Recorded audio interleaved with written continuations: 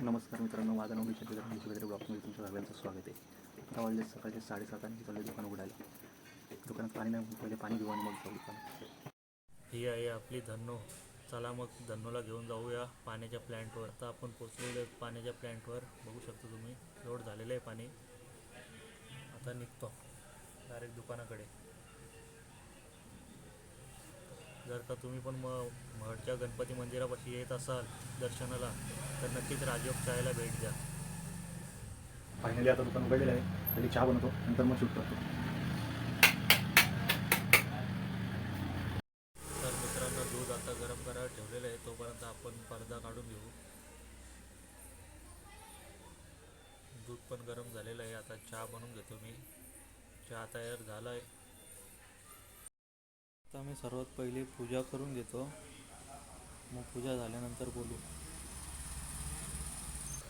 हा आहे आपलं दुकान आणि हे आपले रामू काका. तर मित्रांनो, दुकान लावलेलं आहे, तुम्ही बघू शकता.